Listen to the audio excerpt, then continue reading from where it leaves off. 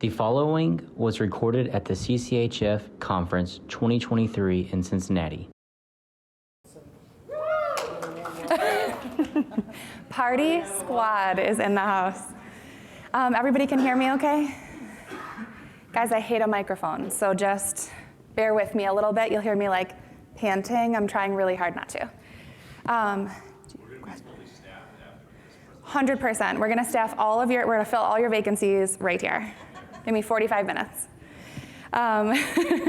So jumping in, so strategic recruitment. Thanks for choosing this session. I know there's a ton of sessions right now. I think there's like 11 or 12. I know you have choices when you fly the friendly skies with Southwest. So thank you for choosing this one. I know you have options, so I'm really humbled and honored that you would choose my session. We want to take a quick minute, introduce yourself to your neighbor. If you don't know your neighbor, wave at someone. And all the introverts in the room were like,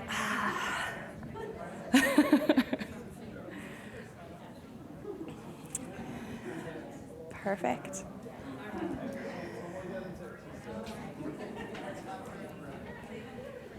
All right, cool.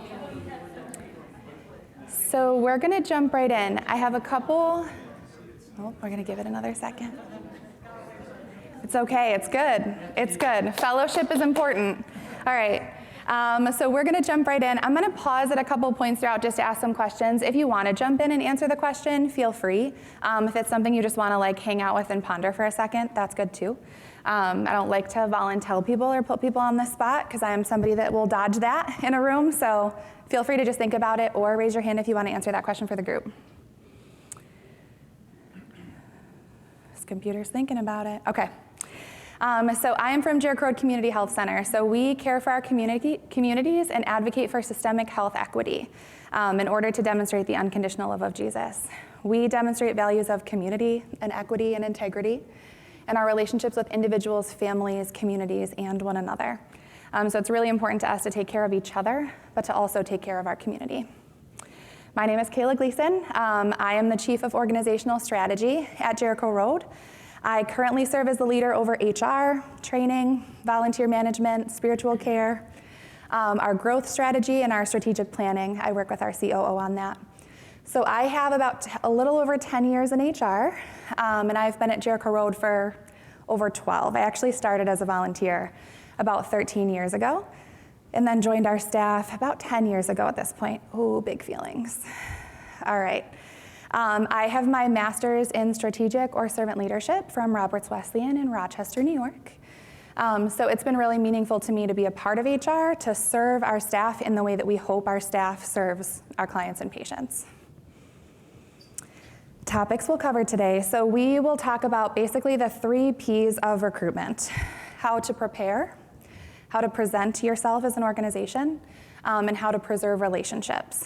So the risk of being a slide reader to you, preparing looks like preparing for strategic recruitment in a way that honors your mission.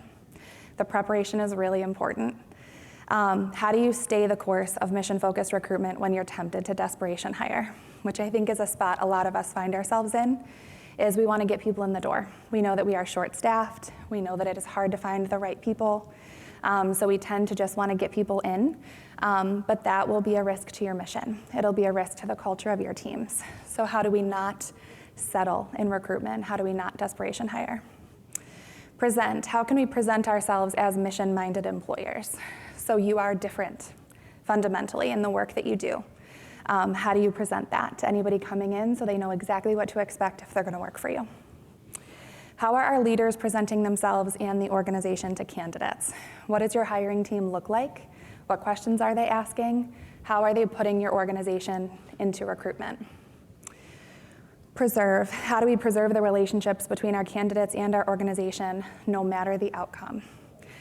So something I know that's important to us in terms of that preservation is your candidates could be your patients that try to go for a role at your organization. They could be volunteers. They could be donors. They could be a vast majority of folks. So how you handle their rejection or their offer is still really meaningful. How do we live our values rather than just professing them throughout the recruitment cycle? This is my shameless plug to invest in an HR team.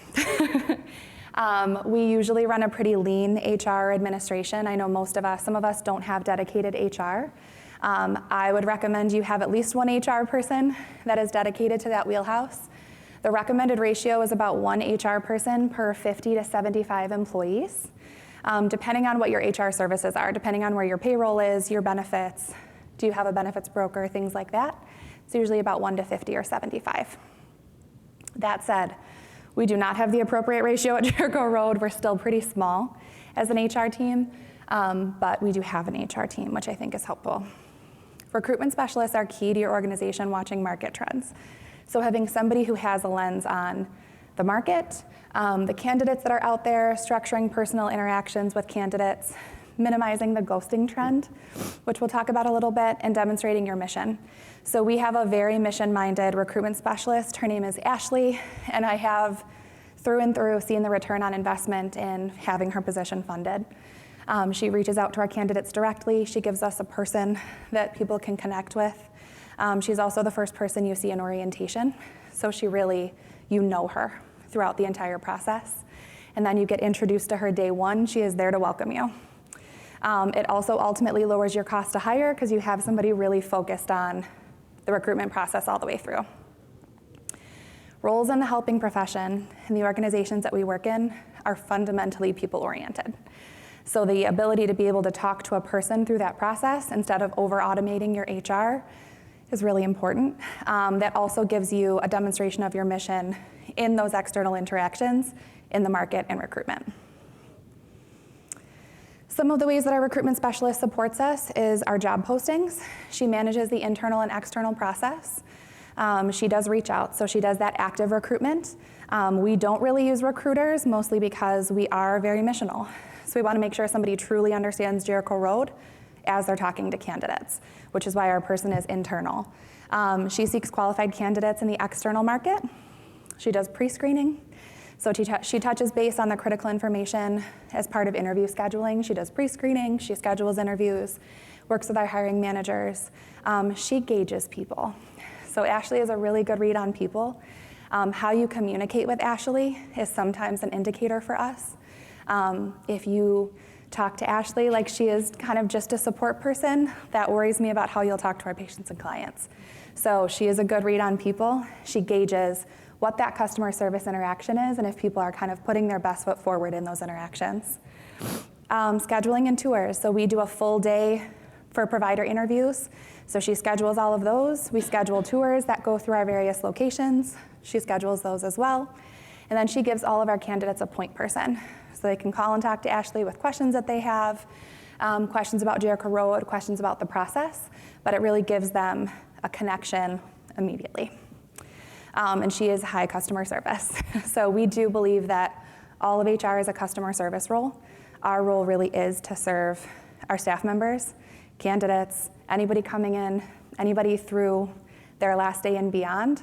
But we do believe that we have pretty much all customer service roles.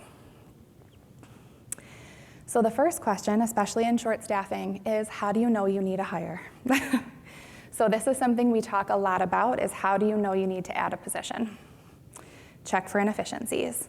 So we do a lot of process orientation checks to figure out, is there an inefficiency in the process that leads to your need for more people?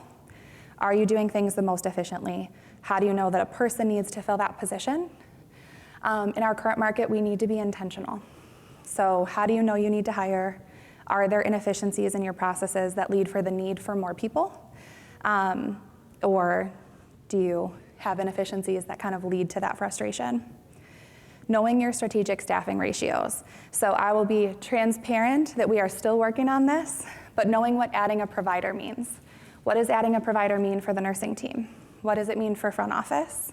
What does it mean for administration? Knowing what growth means. What is the cost of adding folks? How many providers do you expect to have for the number of patients that you have? How many patients do you expect a provider to see? How long are your appointments? What does scheduling look like? So know your strategic staffing ratios, or try to figure out what they are. This is a journey that we are on right now to make sure that we're staffing appropriately. How many direct reports for a leader to stay effective? So this is a big one. We are, again, a work in progress here, finding the sweet spot of the number of direct reports to a leader for that leader to stay effective. We find that that's about 10. So to be able to have one-on-ones, for leaders to be able to intentionally lead, run team meetings, check in on staff engagement, it's about 10 direct reports, at least on our end.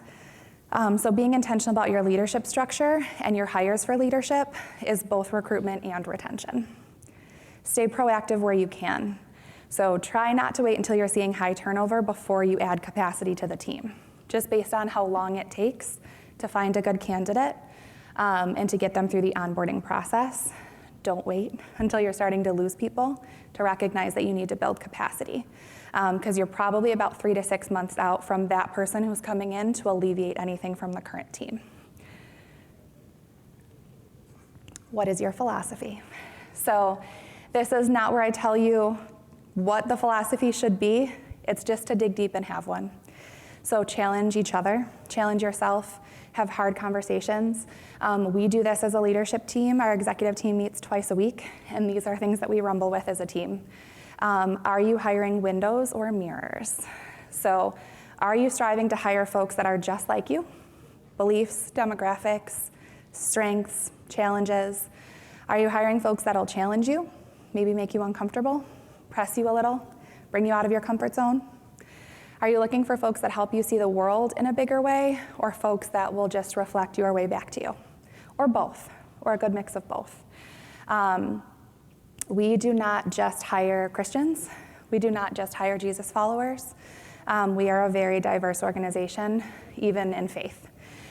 So this is something that we talk about a lot, is what does the combination of mirrors and windows look like? Does your organization look like your community? This is probably more important if you're picking one, right? If you have to pick a philosophy, but both are really, really important to us at Jericho Road. So are you comparing staff demographics to patient demographics?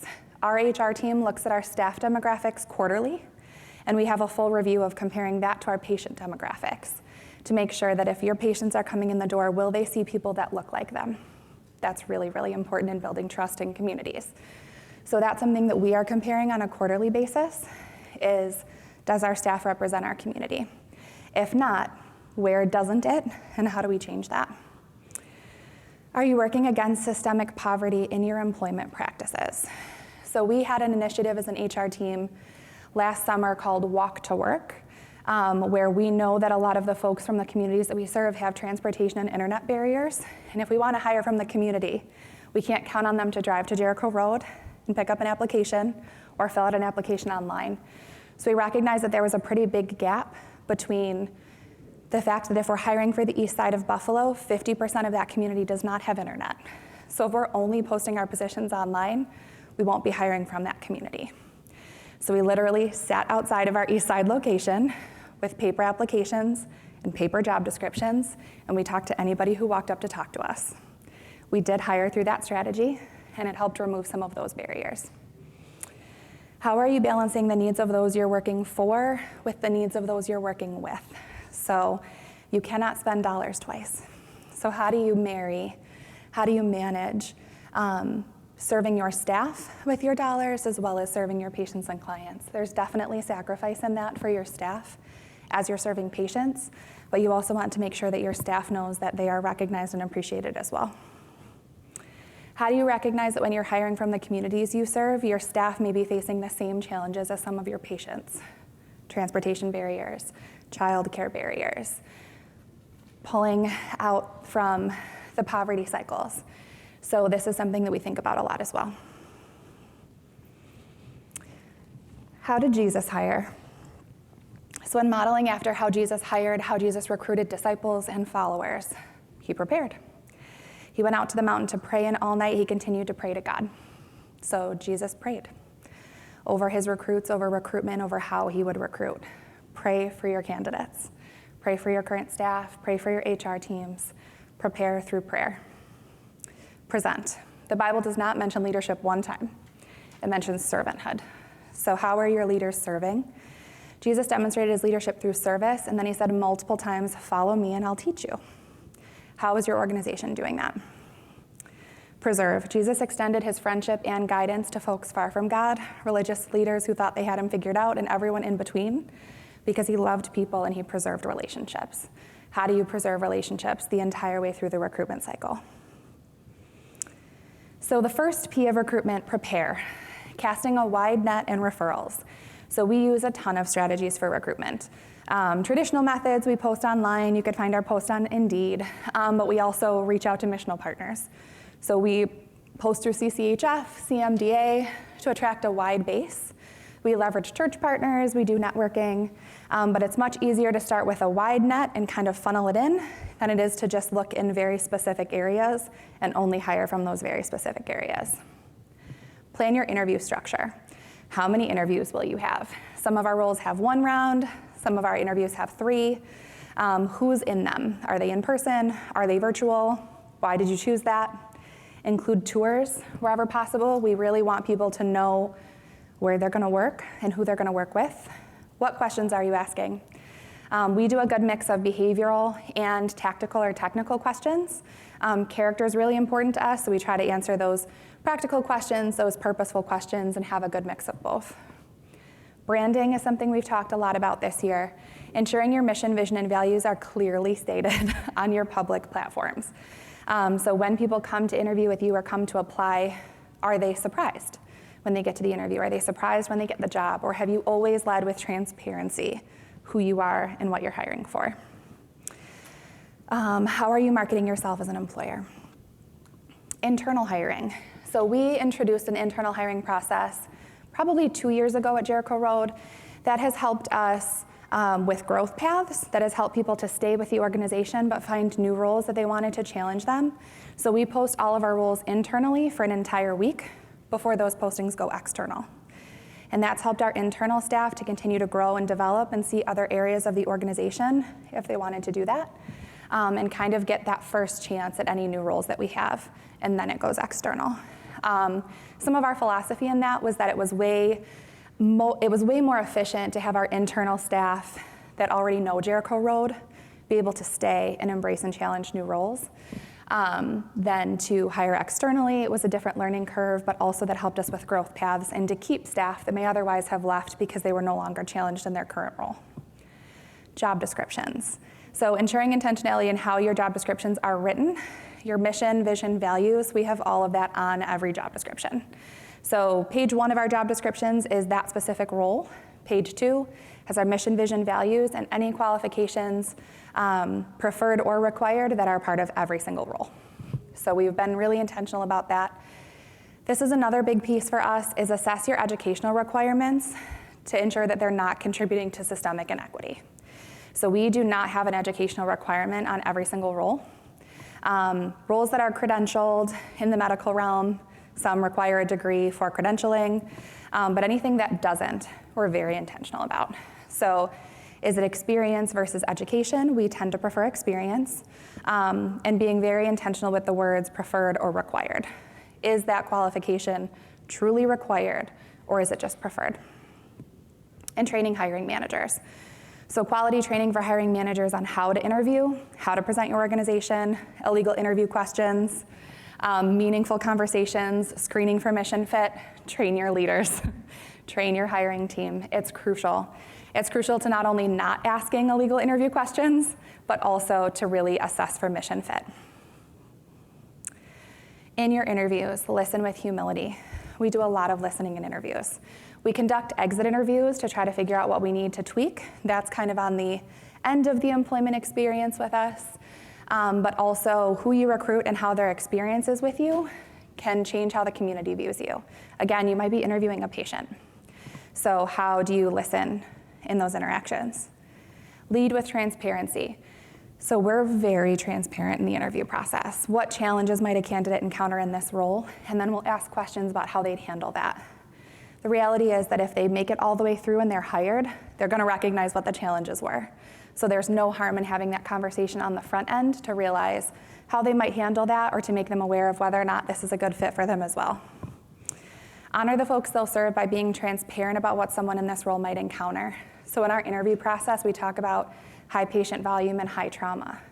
If this isn't for you, we wanna know that in the interview process. We want you to be prepared. Live your mission. So what does it look like to live your mission? What does it look like to serve Jesus tangibly? So like, what do your values look like in the day-to-day?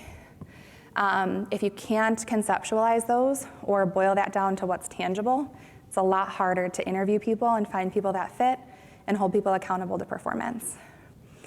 What is the front line? How does the front line of your organization communicate with patients? This is key. We do a lot of customer service training. If your patient came for one time, one appointment, and encountered your front office, would they want to come back? This can be a challenge, so we train well in this area. Preparing to recruit specifically leaders. Ensure the preservation of institutional memory prior to a leader leaving. We never want to start a leader having no idea what their predecessor did, so we try to ensure the preservation of that corporate memory. What is the best support team for the team in the interim? The best leader for them while you're recruiting their new leader. Walk the team through transition. We try to know on our team what leadership style each responds to best, and then we interview for that leadership style. We want to make sure that it's a good fit across the board. It's really jarring for a team to go from one leadership style to a completely different one. Interview intentionally for leadership style and experience. Ask questions about how they handle performance, training. Is that in alignment with your organization? Consider not having the team directly report to the new leader right away. So we do exercise a 90-day probationary period in all of our roles. If we're hiring a new leader, we don't necessarily have all of their direct reports come under them day one. We'll make sure somebody is trained well, onboarded well, getting through their probationary period, and then they'll take on the direct reports of the team. This on the side, I will save reading these all to you, but these are some questions that we ask leaders as we're recruiting in those interviews. Just to try to understand who would they best report to, who would best report to them, are those things a good fit? Some things about how folks struggle personally. We talked about hiring from the community and some of the concerns that you might see being consistent with what you see in patients and clients. How are your leaders going to handle that? Especially if these are leaders over direct service teams. How they exemplify their leadership and how they lead their teams is often how their teams are going to lead the clients and patients. This is where I pause. If anybody wants to answer this question or talk this through, how prepared do you feel your organization is to recruit? So based on talking through preparation, praying over folks, structuring your interviews, where do you think you're at? Again, I won't put anybody on the spot, so if you want to sit with it for a minute, that's cool too. But think about how prepared you are. How do we present recruitment? So this is really putting yourself forward as an employer to say, what are you getting into if you join us? So compensation and benefits. This is a huge one. I think it's been the majority of the questions that we've gotten. Do you lead with compensation? Is it transparent in your postings? I know some states have laws about this. New York is kind of new to this party. So in New York City, it just became mandatory to have a range of pay on your roles. It is not yet in the rest of the state, but it will be by the fall. So we're moving towards this. We have not traditionally had our pay on every single position, and mostly because we wanted to be leading with mission, but also we wanted to have compensation as a conversation versus just throwing it out there. Do you have a quick demonstration of your benefits? So we have a quick benefit snapshot, tells you every benefit that you have if you're a full-time employee. We have one for part-time as well, but we should have our candidates be receiving an idea of what their benefits are looking like. How do you interview? So I'll go quickly over this one because I know we kind of talked about it, but interviews should be a two-way process of getting to know one another. I've learned a lot more about a candidate in the questions that they ask us and what's important to them to know than I have about hearing them answer the questions we've asked them. So make sure your interview is a two-way process. Your candidates are interviewing you too, or they should be. So explain the role, explain the culture of the organization, be transparent. What's the leadership style of who they're reporting to? How does the team collaborate? Is it a position where there's one of that at your organization? What does that look like? So we're pretty transparent about the roles in our interview process. Lower that ghosting rate. The ghosting rate trend right now is about 50%.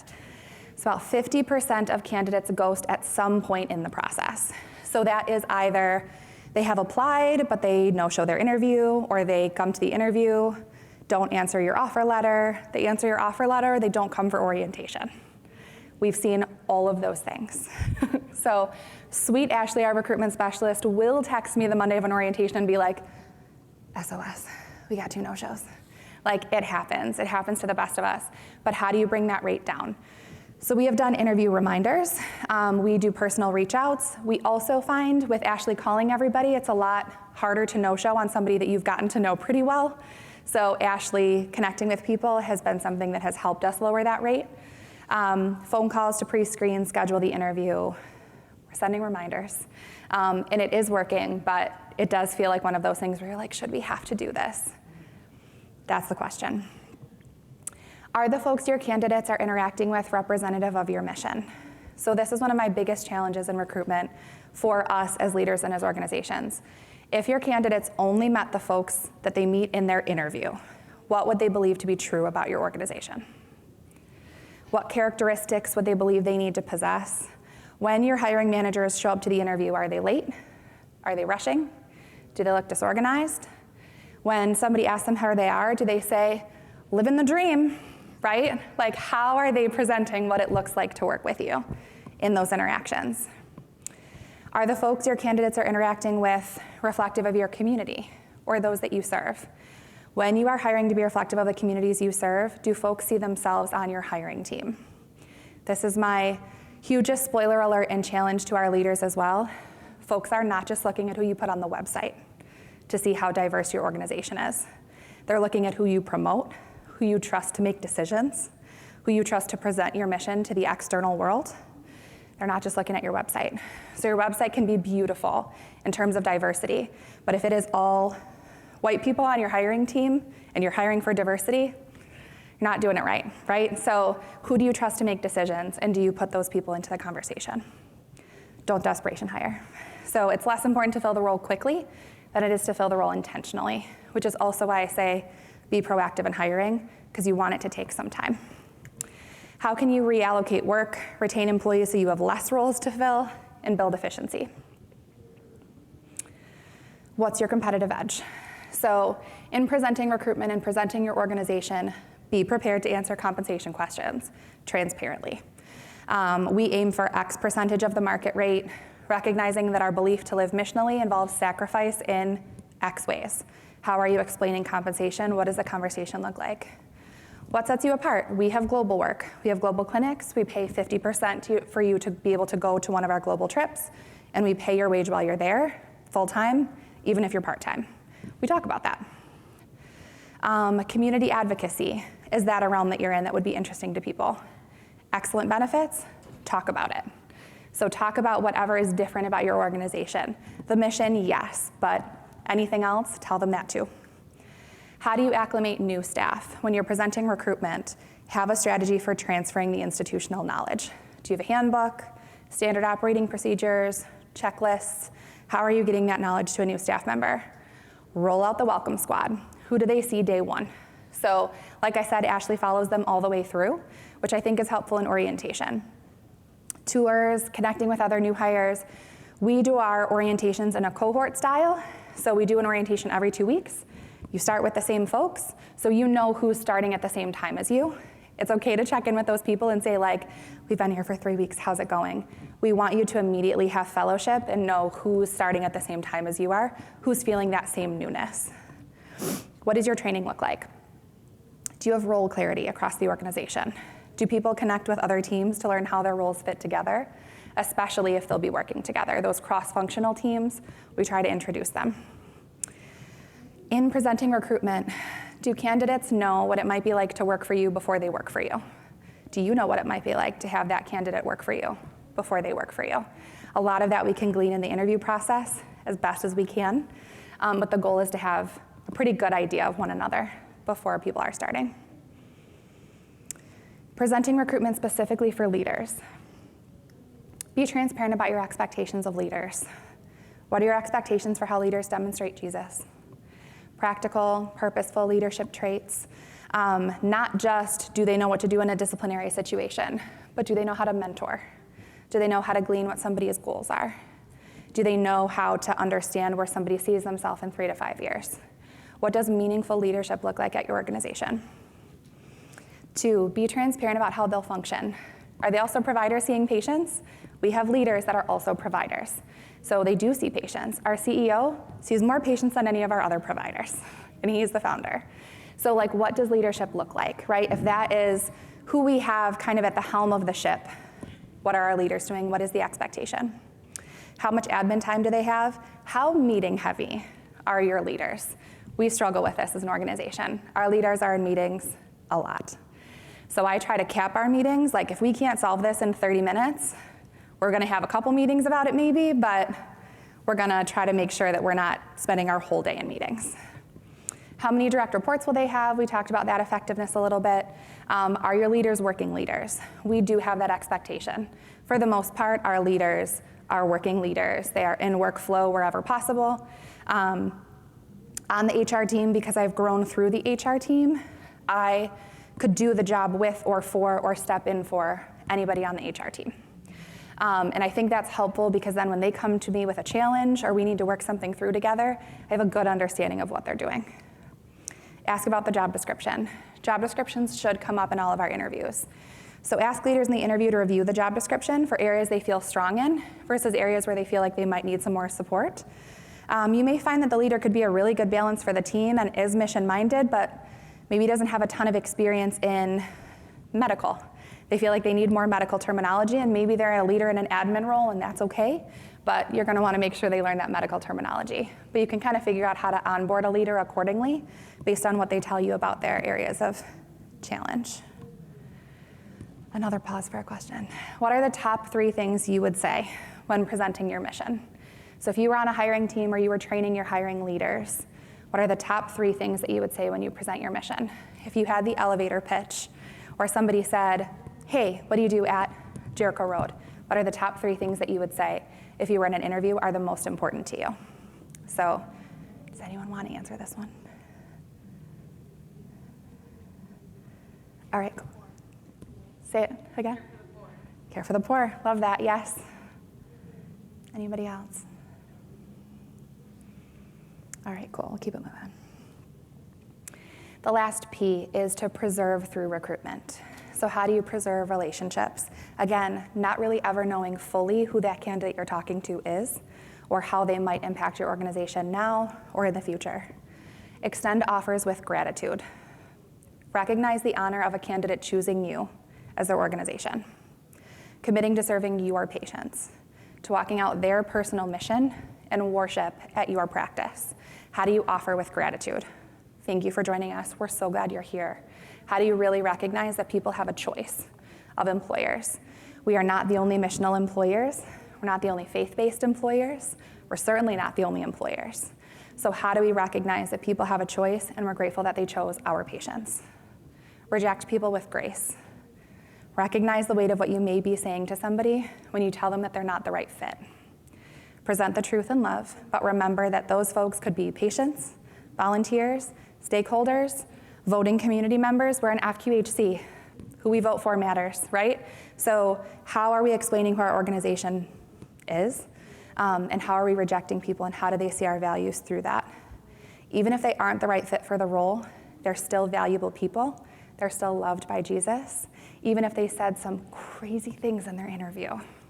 So reject people with grace, because you never know who you're talking to. Follow up and follow through. This is something that's really important to us as well. You will hear from us either way. We will not ghost you. If you don't get the role, we will tell you. We will have a conversation about it. But follow through and follow up with people. Have personal conversations either way.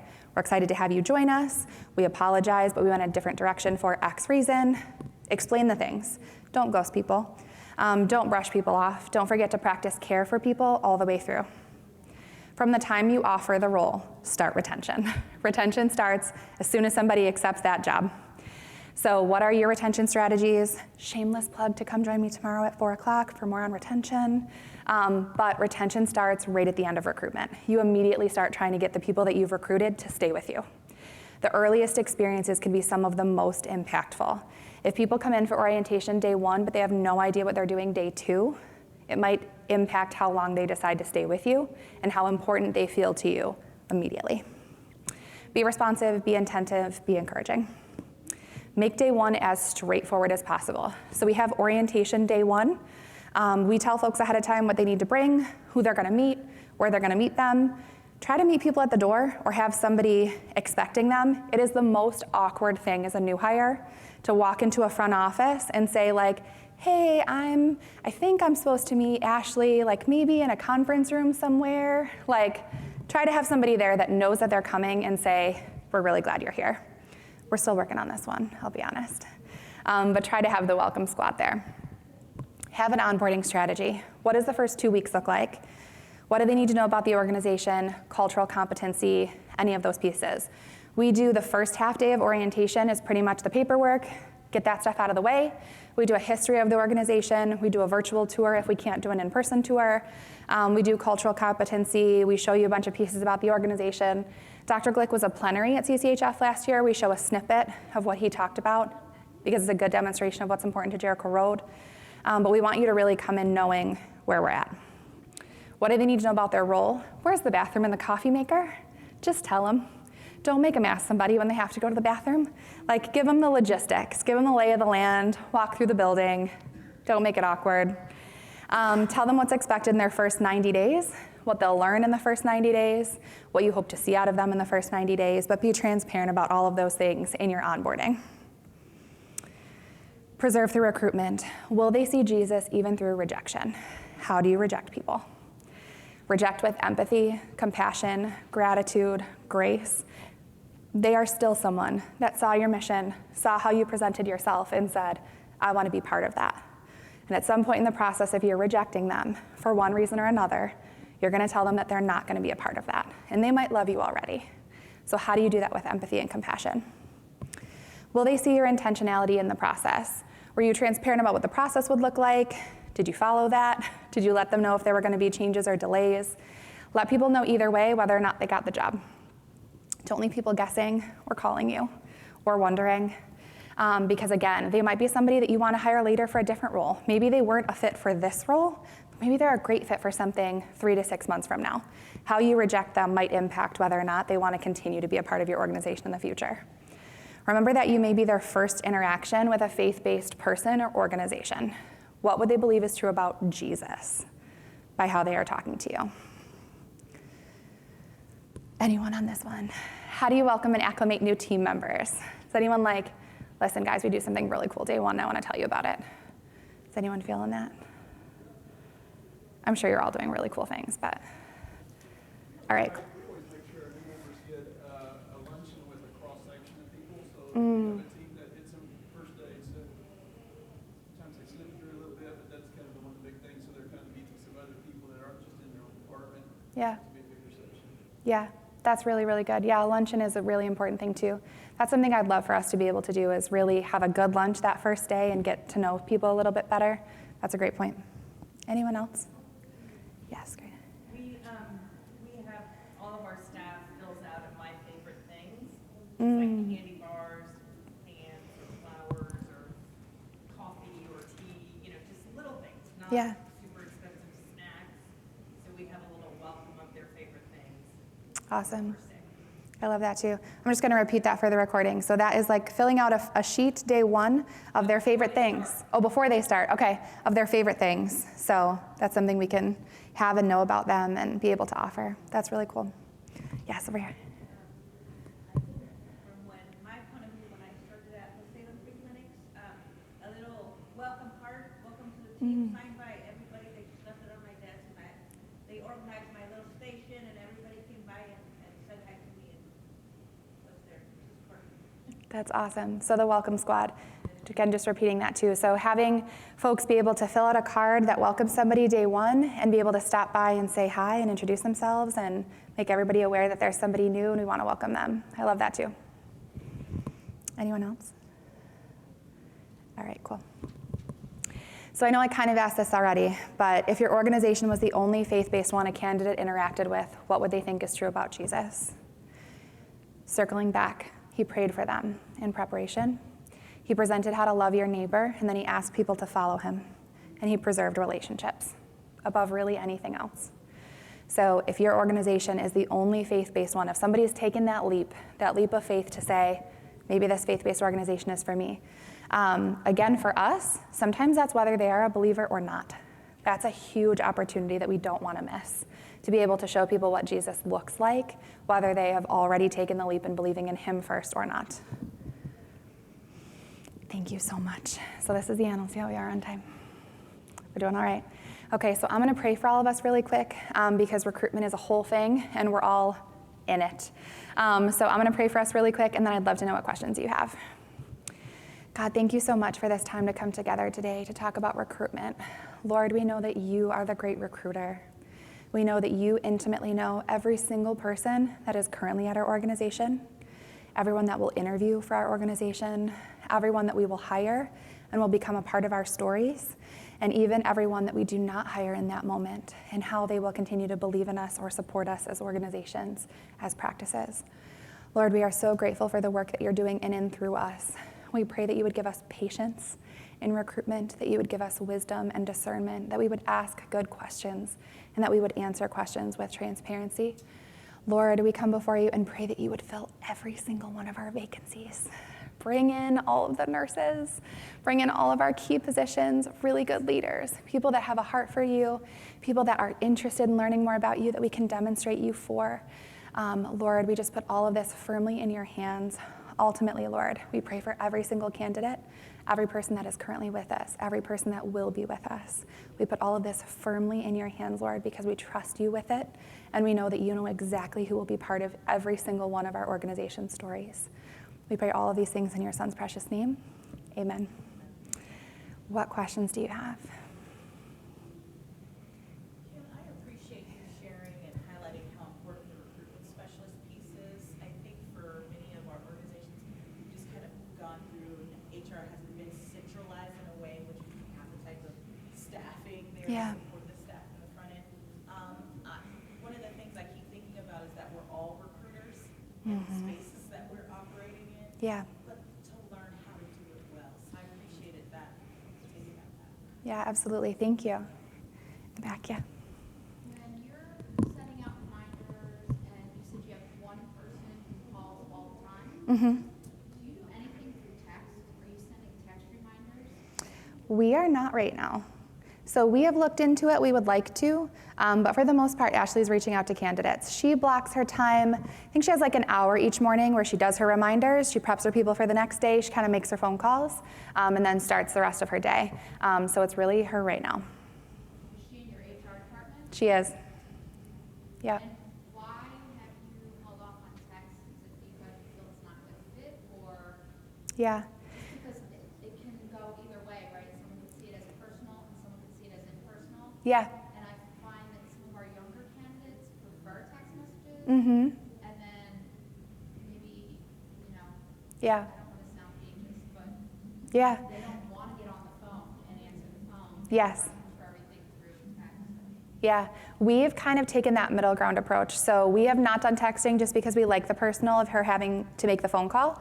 But she'll leave you a really good voicemail if you don't love phone calls. So she's gonna leave you a voicemail, remind you of her number in case you need to call and cancel, in case you had a change, in case you're no longer interested. So we kind of walk that middle ground where we're doing the personal reach out, but she's happy to leave a voicemail if you're not comfortable answering.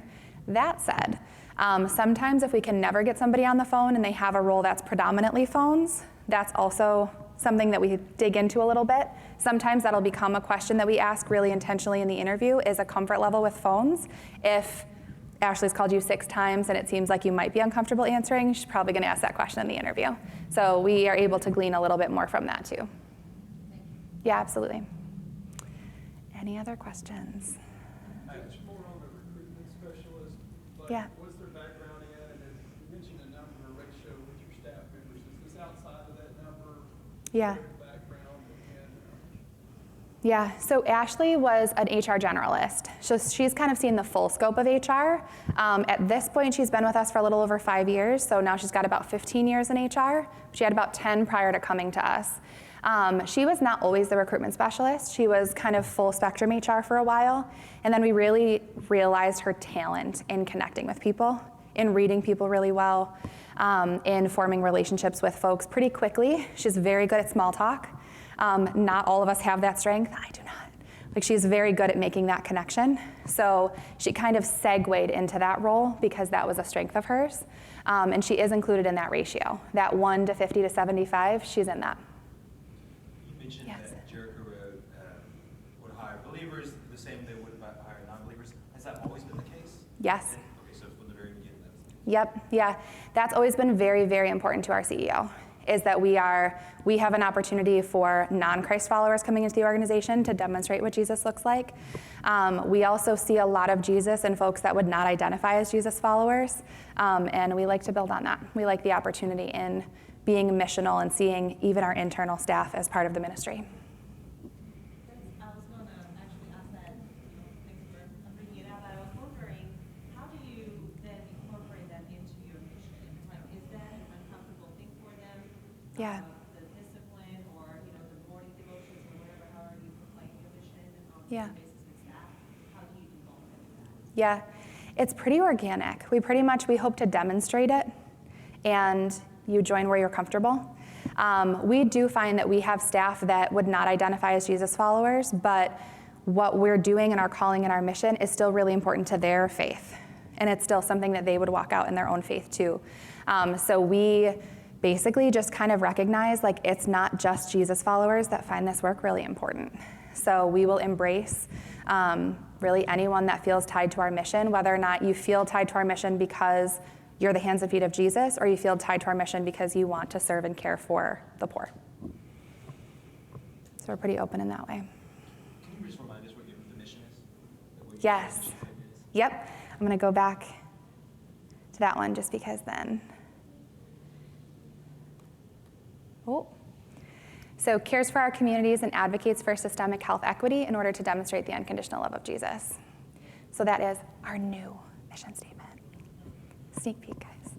But yes. How new? It just became part of our strategic planning. So we just finished our next 3 years and made some tweaks to our mission statement. So our previous mission statement, while beautiful, we wanted to be more asset framing than deficit framing in our mission.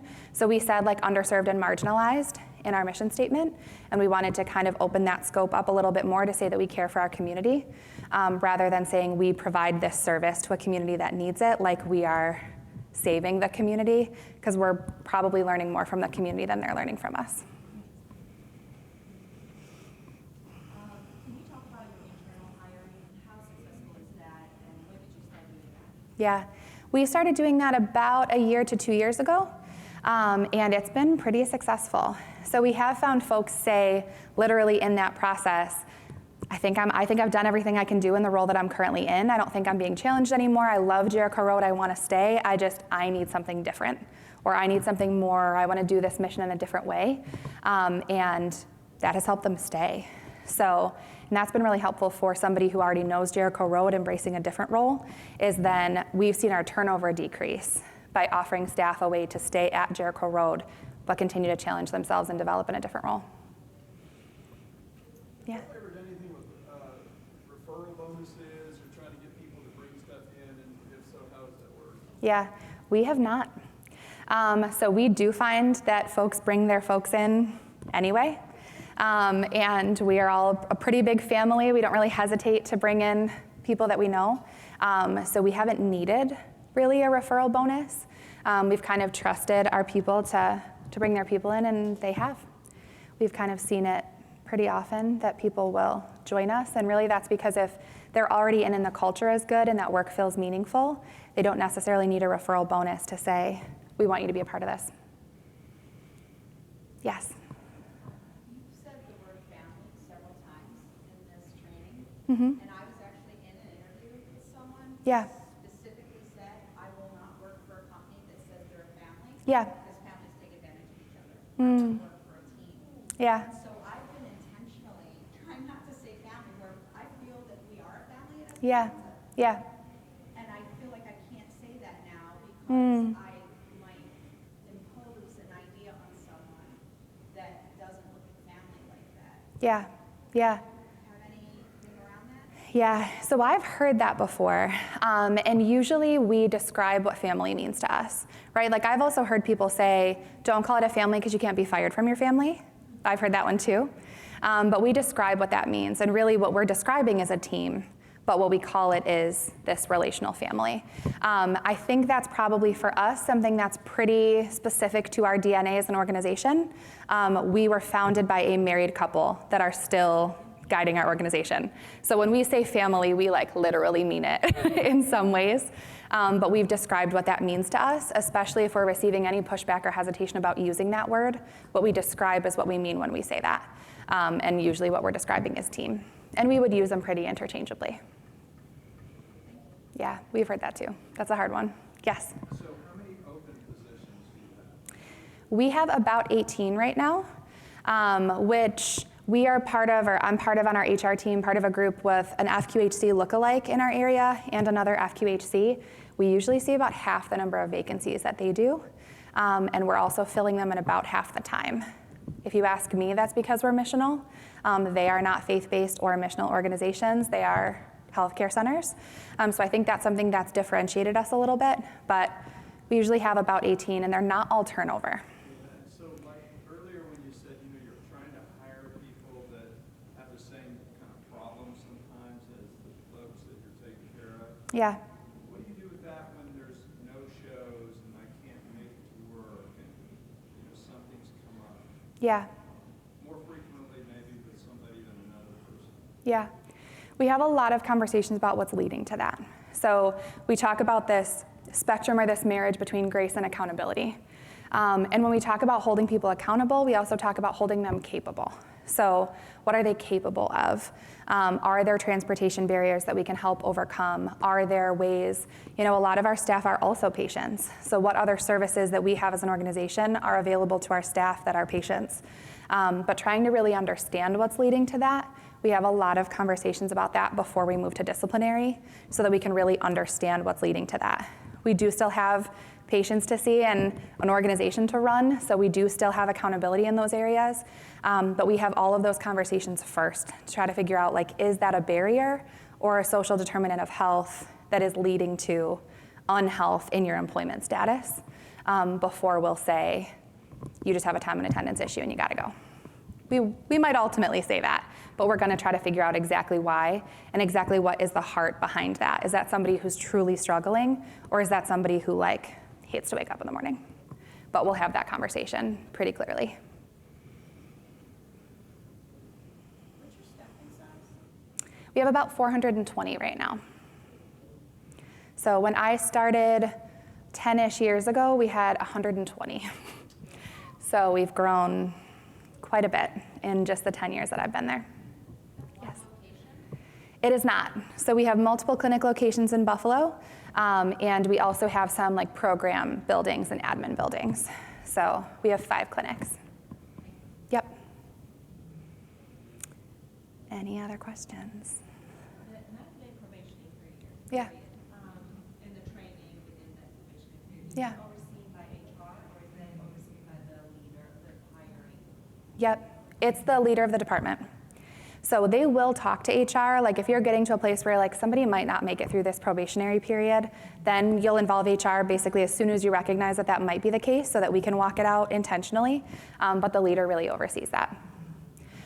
We also coach leaders a lot in not expecting a harvest from seeds they don't plant. So how do you call proficiency in the first 90 days? Are you telling people what you need to tell them to know what proficiency is going to look like in 90 days?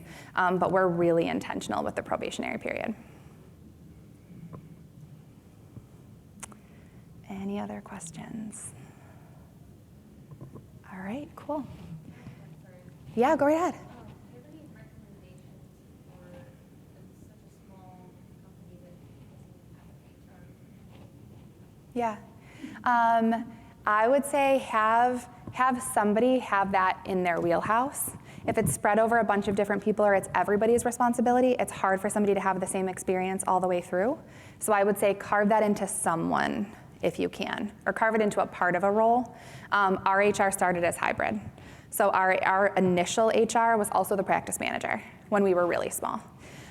So we've done kind of the hybrid, but as long as you have somebody who has kind of a lens on that, that would be my recommendation if you can't yet dedicate a full person.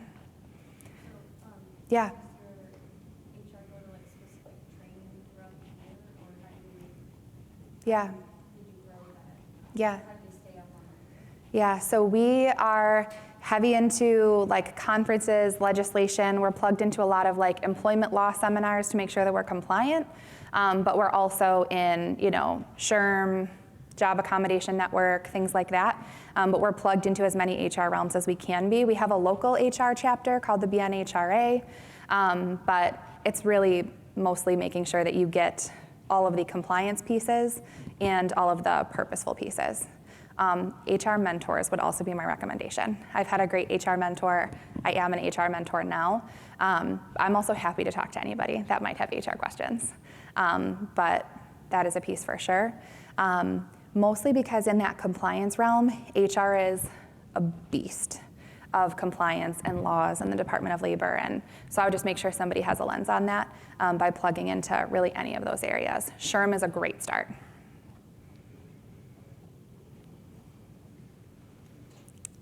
Any other questions? All right, cool. Thank you so much. Thank you so much. All right, I bet everybody has dinner plans, so feel free to skedaddle to your dinner plans if you'd like. I'll hang out for a couple minutes if anybody has questions or you want to come up here or exchange information. I'm happy to do that.